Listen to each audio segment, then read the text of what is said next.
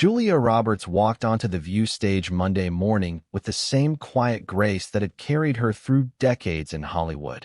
But this time, the stakes were different. This was no film promo, no gentle chat about her next rom-com.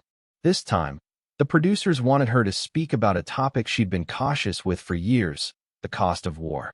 The audience clapped politely as Whoopi Goldberg stood to greet her. Whoopi said, "Please welcome Academy Award winner and humanitarian Julia Roberts." "Julia, it's always good to have you." Julia said, "Thank you, Whoopi. It's good to be here." Sarah Haynes smiled. She said, "Julia, you've been working with children in conflict zones for years, Syria, Sudan, now parts of Iran. And you've faced criticism for that. Why keep going?" Julia sat forward, her voice steady but kind. She said, "Because kids don't choose where they're born, and they shouldn't pay the highest price when grown-ups go to war." The audience murmured agreement, soft applause. Sunny Hostin said, "That's beautiful, Julia. But your visit to Iran, some people say it was reckless, especially now that the White House has approved new strikes. How do you respond?" Julia said, "I don't go to endorse governments. I go to remind people that behind every policy, every bomb, there's a mother, a child, a family. You can disagree with a regime without turning away from its people."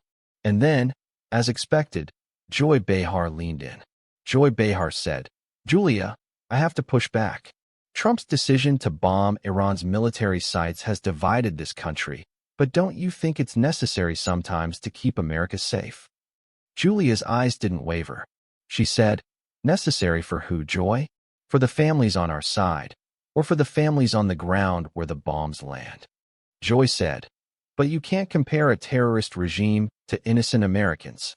Julia said calmly, "I'm not comparing governments. I'm talking about children. You can't bomb only the guilty." Joy's eyebrows rose. She said, "So you'd rather we just sit back and let Iran do what it wants?"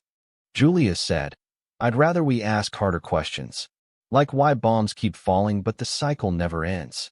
The tension rose. The audience shifted in their seats. Whoopi stepped in. She said, "Let's be clear. Julia, you're not defending Iran's government?" Julia shook her head. She said, "No. I'm defending the people who get buried under headlines and airstrikes. They're not the same." Joy tapped her pen on the table, her voice tightening. She said, "But your trip was used by Iranian media to paint America as the villain. Doesn't that bother you?" Julia said, "It bothers me that we think the real story is how my visit looked, not what I saw. Schools turned to rubble, clinics without medicine, children who've never known a day without fear." Sarah Haynes said gently, "Julia, you've said before that silence is complicity. But some people feel you're giving the enemy a photo op." Julia said, "I'm giving the world a mirror. If we can't look at the human cost of our choices, maybe we shouldn't be making them." Joy Behar cut in, voice sharp. She said, "Well, Trump made the call, and a lot of Americans support it." Julia looked directly at her.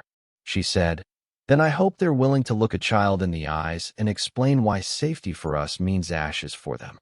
The studio fell quiet. Even Whoopi leaned back, watching the moment settle. Joy said, "So what's your solution then? Tea and hugs?" Julia said, "My solution is the same as it's always been. See people. Not enemies. Not headlines. Not numbers. People." Joy Behar's face stiffened. She said, "You sound naive." Julia said, "And you sound numb." The line landed like a thunderclap. Joy opened her mouth, but nothing came out. Whoopi glanced at the producer offstage, signaling for a break, but the audience couldn't look away. Julia stayed calm, voice quiet but unshakable. She said, "You can call it naive, but I'd rather be naive and human than numb and cruel." The room hung in that stillness. No music, no chatter. Julia just sat there, shoulders relaxed, eyes steady, reminding everyone watching that truth doesn't always shout. The audience stayed hushed when the show came back from commercial. The applause sign flickered, but no one really clapped. They just watched Julia Roberts sit there, eyes calm, voice steady. Joy Behar broke the silence first. She said, "So Julia, are you saying America is the bad guy now?" Julia's head tilted slightly. she said. I'm saying we can be better. And pretending we can't be part of the problem means we never will be. Joy's lips tightened. She said, You're sitting here in freedom because of people who do the hard things. Things you'd rather pretend don't have to be done. Julia said, I don't pretend the world isn't dangerous, Joy. But I refuse to pretend that bombing children keeps us safe. Whoopi Goldberg said softly. A lot of people hear that and feel judged, Julia. Julia looked at Whoopi. She said, Then maybe they should feel it. Maybe we should all feel it. Because the numbness isn't saving lives. It's making it easier to lose them. Sarah Haynes tried to ease the tension. She said, What do you say to people who feel we have no choice? If we don't strike first, we're attacked. Julia leaned forward. She said, I say fear is powerful. But if it blinds you to the cost of your choices, it owns you. And it owns your soul. Joy Behar's voice turned sharp. She said, And what about the families of Americans killed by Iran-backed militias? Do you tell them to just be human and move on? Julia didn't flinch. She said, I tell them I'm sorry for their loss. I stand with them in that grief. But grief should never be an excuse to create more parents burying children. Joy laughed dryly. She said, So easy to say when you live in Malibu. Julia's eyes narrowed, just for a moment. She said, No one is protected by a zip code, Joy. If the world burns, it touches us all. Joy Behar snapped. You know what I think? I think you love playing the bleeding heart because it makes you feel better about your privilege. Julia stayed quiet for a moment. Then she said, If having a heart is the worst you can say about me, I'll take it. Whoopi raised an eyebrow at Joy, as if to say, Enough. But Joy leaned in harder. Joy Behar said, I think you're the worst kind of hypocrite. You lecture Americans on peace while you fly first class to war zones for photo ops. Julia's jaw tightened, but her voice didn't crack. She said, You think I do this for cameras? Ask the mothers I've sat with while they buried their babies. Ask the kids who see me show up year after year when the headlines move on.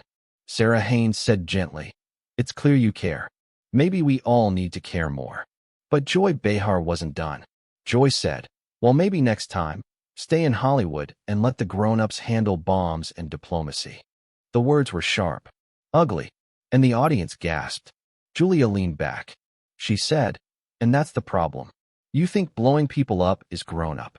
The line hit like a hammer. Whoopi's voice was low now. She said, Julia, if you could speak directly to the people making these decisions, what would you say? Julia turned to the camera. Her eyes looked tired, but they glowed with something stronger than anger. She said, I'd say, look at the faces you never see. Look at the children whose names never trend. Look at the rubble you call strategy. And then tell me you sleep well at night. Joy Behar scoffed. You're not a policymaker. Julia said, No, I'm a witness. And sometimes, that's the last thing people in power want. The room fell silent again. Then, to everyone's shock, Julia stood up. She said, If showing up here means I'm used as another headline, then I'd rather leave you with this. No matter how much you shout me down, I will never stop standing up for children who can't. She turned to Joy Behar. She said, I hope one day you'll care about them as much as you care about your ratings. She didn't slam her mic. She didn't storm off. She just walked out, shoulders straight, eyes forward, dignity intact. Whoopi turned to Joy, voice cool. Whoopi said, Well, that's Julia Roberts, folks. Joy muttered something under her breath. But for once, nobody laughed. The audience stayed quiet. A few people clapped softly.